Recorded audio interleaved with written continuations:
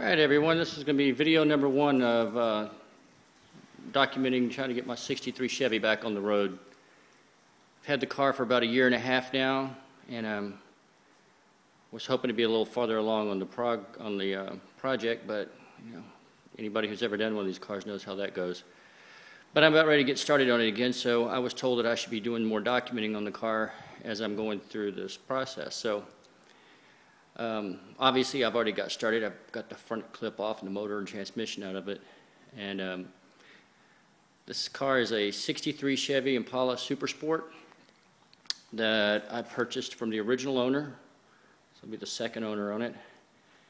The car was parked in 1980, either 80 or 81, parked in the garage because they were having some carburetor problems with it, and they never moved it again. That's the original paint. The car is the original interior. This car even still had the original radiator hoses on it when I got it. It's got 81,000 original miles, and pretty spectacular car. The interior, I'm going to leave all the original interior in this car.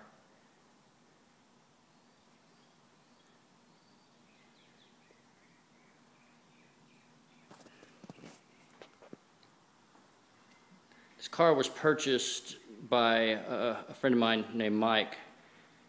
He bought the car from Holloway Chevrolet in Sterling, Colorado, July 27th of '63.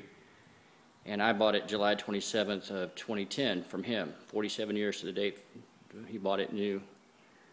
The car is in great condition. There's no rust. All the floor pans are solid. The body is completely rock solid. The car's never been wrecked. Like I said, this is all the original paint and everything on the car. Over here I've got a pile of a lot of parts that are going to be getting cleaned up and just kind of cleaned up and repainted and getting ready to go back on the car. The engine, since this car only has 81,000 miles on it, I turned it over by hand, even though it said all those years. It was the motor was not locked up, and it had an oil leak down here on the bottom. I've been trying to clean up a little bit, but I'm just going to clean this thing up real well, repaint it, put some new seals, gaskets on it, rebuild the carburetor, and get it running again. I've been assured by several people if it wasn't locked up or anything, there wasn't any problems with it when they parked it there, that it shouldn't be any problem to do that. So, and I can always rebuild it farther down the road, but I'm going to try to keep the car as original as possible because, like they say, they're only original once. And so it's a 300 horse, 327, 4-speed, second owner, completely ridiculously original.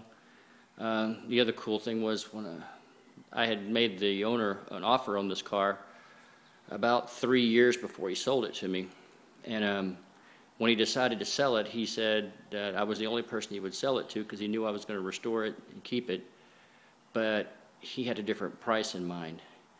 The price he had was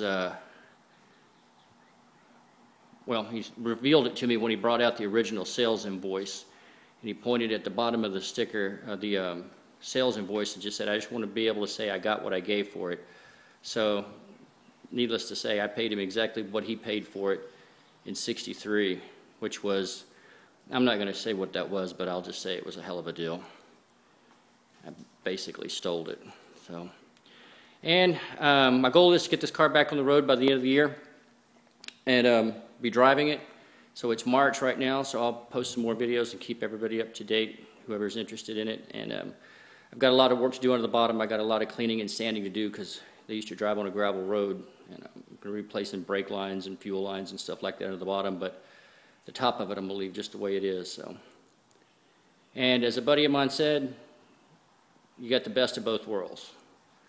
When you have one that you can work on and one that you can drive. All right, stay tuned. I'll see you soon.